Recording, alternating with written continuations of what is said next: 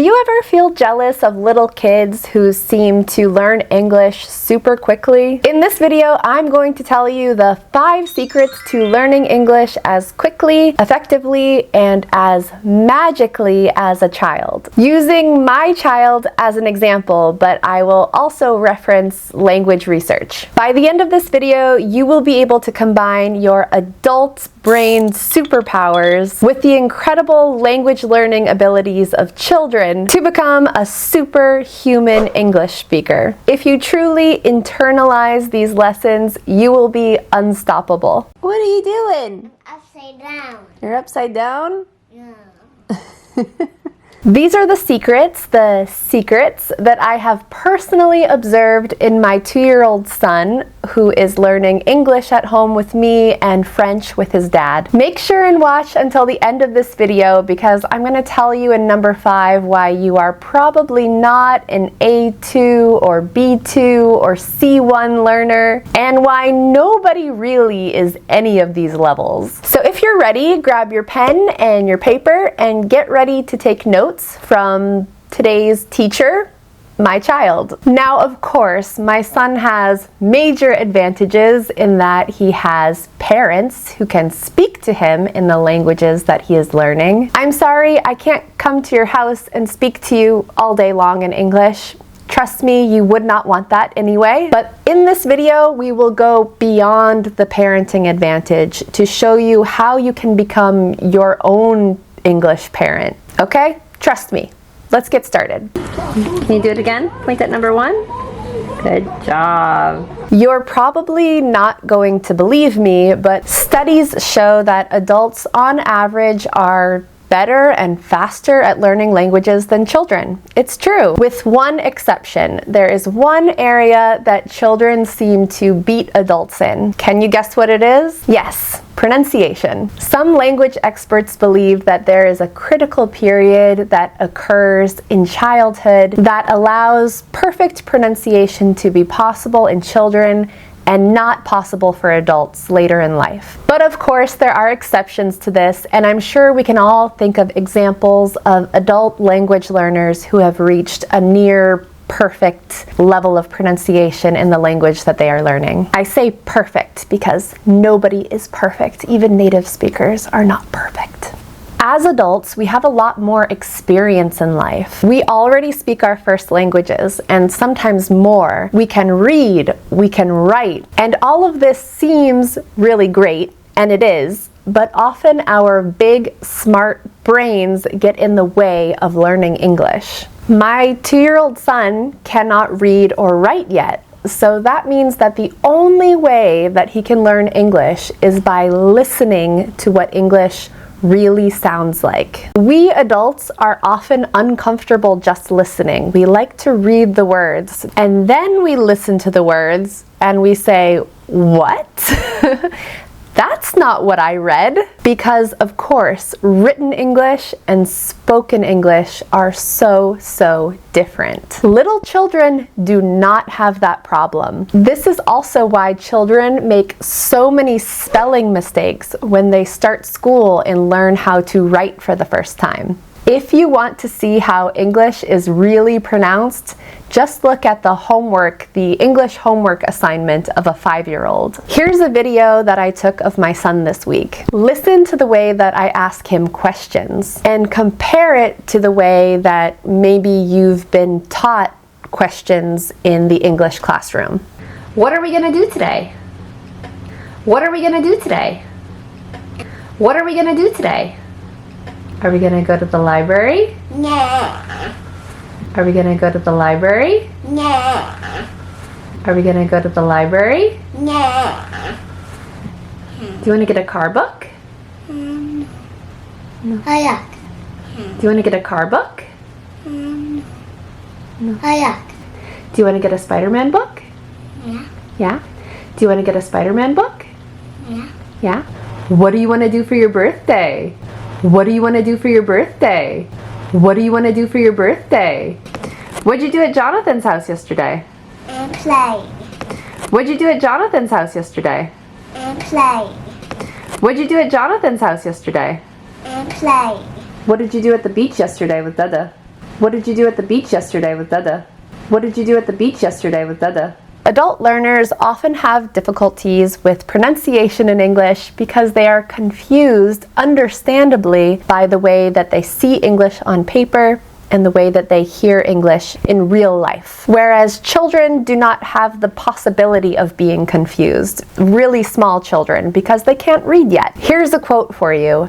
Misery arises from reality clashing with expectation. Ironically, it's children who are just able to accept the reality of spoken English. And it's us adults who are stuck in a fantasy land of expectations, wanting English to sound how it looks on paper. I made a video about how you can begin to open up your ears to fast English, and I will link that up above. Before you compare yourself too much to children or feel really discouraged by comparing yourself to children, or feel discouraged because you can't seem to learn English as quickly as your first language, listen to this. It is also noteworthy that children have spent thousands of hours interacting with language, participating in conversations, eavesdropping on others' conversations, being read to, watching television, etc. A quick mathematical exercise will show you just how many hours children spend in language-rich environments. If children are awake for 10 or 12 hours a day, we may estimate that they are in contact with the language of their environment for 20,000 hours or more by the time they go to school. 20,000 hours or more by the time they start school at around age 5. Have you spent 20,000 hours making mistakes in English yet? That's a lot of hours. Can you point at number 2, please? When you're speaking English, or when you want to speak English, do you find yourself feeling frozen or blocked to the point where you just stay silent, you say nothing at all, even though you know a lot of English? Here's a common thing that happens to me when I try to speak French sometimes that I hate. Sometimes I will want to say something, a sentence in French that has a complicated verb tense, for example. It's something that I know, that I have studied, but in the moment of conversation, I just cannot think of how to say it correctly. And so instead of just finding a simpler way to say it, I just stay silent. I say nothing at all. Why? If I wanted to, I could say the sentence in a simple way. Not a perfect way, not a grammatically correct way, but I could say it in a way that my listener understands my message. I have that ability, but I decide to say nothing instead. And why do I do this? Because of fear. Because I'm embarrassed to make a mistake. And why am I embarrassed to make a mistake? Because I don't want to look like a beginner. I don't want to feel foolish, like a child. I don't want the other person to think that I'm not smart. In our first languages, we have our identities already formed. We might think that we are smart. We may be educated, we might think that we're funny in our first languages, and so it's really, really hard to take on the identity of a child, of a beginner. And this is another reason why children are better language learners in some ways, because they don't have a fully formed identity that they're holding on to strongly. There's a Japanese concept from Zen Buddhism called Shoshin, which roughly translates to beginner's mind. Please forgive me for simplifying this topic for the sake of time. The concept of Shoshin refers to having an attitude of openness, eagerness, and lack of preconceptions when studying, even at an advanced level, just as a beginner would. Why would someone at an advanced level need to have a beginner's mind? I'll go back to my son. Children are humble. They are open to new ideas. They are endlessly curious about the world. Listen to Dory speaking here. What did you do at the beach yesterday with Dada? start lesson. They go at the base of the start lesson, and the lesson has a tent. A tent? The lesson. Oh, Jonathan brought a tent to the beach. Yeah. He's so free when he speaks. He's not worried about his grammatical mistakes, and he makes many, many, many grammatical mistakes. It's never foolish to try and to make mistakes. Here is what is actually foolish. Staying silent, saying nothing because we don't know the perfect way to say something, or because we are afraid of saying something wrong. How many opportunities are we missing out on for foolishly staying quiet? Good job. Can you point at number 3? For my son, learning English is not a hobby. It is serious business. I think that for many adults, learning English can be a very fun and passive hobby. Something that you do in your spare time that has low stakes, meaning it's not super important to learn the language to a high level. But when a child is learning their first language, it's not a hobby. My son is not learning English or French for fun. He is having fun learning them, but survival is the goal. Think about when you learned your first language. Failure was not an option. He needs these languages in order to connect with us, his family, his friends, to ask for food and other basic needs to survive in this world. So if you really want to learn English to a high level of proficiency, ask yourself, is this just a hobby for me? Which is fine, but just know that the way a child learns their first language is very high stakes, meaning that they have a lot to lose if they don't learn the language, and a lot to gain. Number 4. I remember hearing this quote somewhere, and now I can't remember where I heard it. If it's easy, you're probably not learning. If it's hard, you might be learning. There is a concept in psychology called desirable difficulties. This means basically that when things are a little bit hard when you're trying to learn them, it often has a positive outcome on your learning. When things are hard, you learn better. But researchers have also discovered that students usually do not appreciate desirable difficulties. When things are too hard for us, or when we feel like things are too hard for us as adults, we usually resist them. Generally, we adults do not like things to be difficult. And so usually we just quit before we get good. Kids, on the other hand, kids don't quit.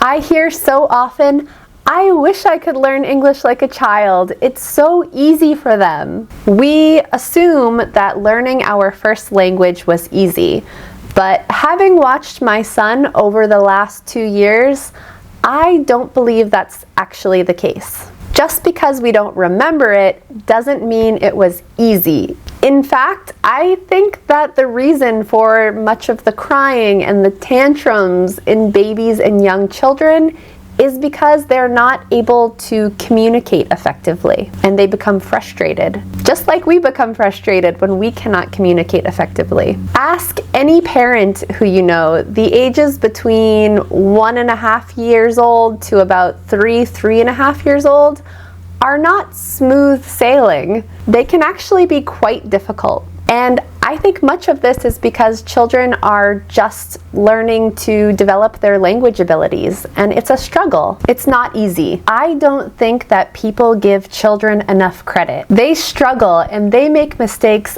thousands and thousands of times before they get it right. It's a lot of work. My son has been learning his languages for years now, and he still has a long way to go. Of course, the brains of adults and children are not the same, but I think it should be a little bit encouraging to us as adults to know that children learn their first language for 6, 7, 8, 9 years before they can speak with a real level of fluency. And by that I mean being able to speak without major pronunciation errors, grammar errors, to be able to use a somewhat sophisticated vocabulary. It was hard for you learning your first language. You just don't remember. Number 5.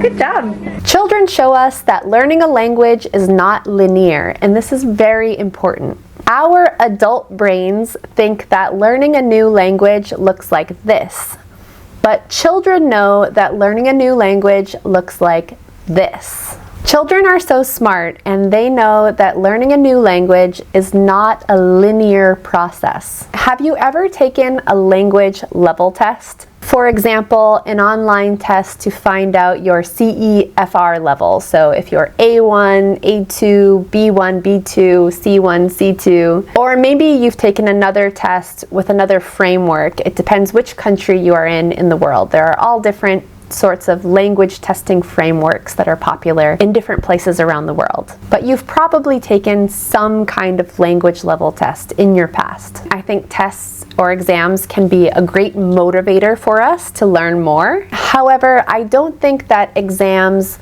are necessarily great goals for most language learners. First of all, it's totally possible to be a completely proficient, a completely fluent speaker of a language and have zero knowledge of the grammar of that language. I mean, for example, it's possible that you don't know anything about the grammar of your first language, but you are, of course, a fluent speaker of that language. My son, like all children, will become a fluent speaker in his first language before he knows anything about the grammar. Ask a native English speaker to take the IELTS exam, the TOEIC, the TOEFL, the Cambridge exam.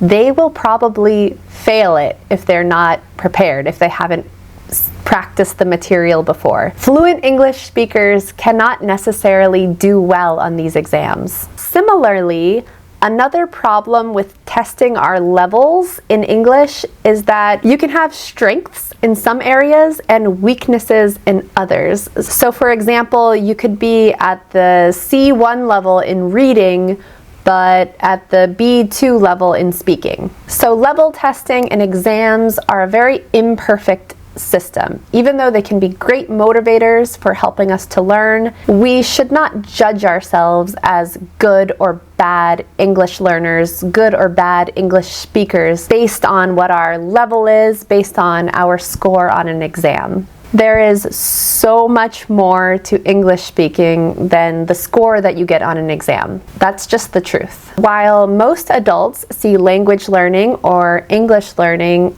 like this as a stairway, and we go step by step learning all of the verb tenses and prepositions and rules until we reach the top and we are magically fluent.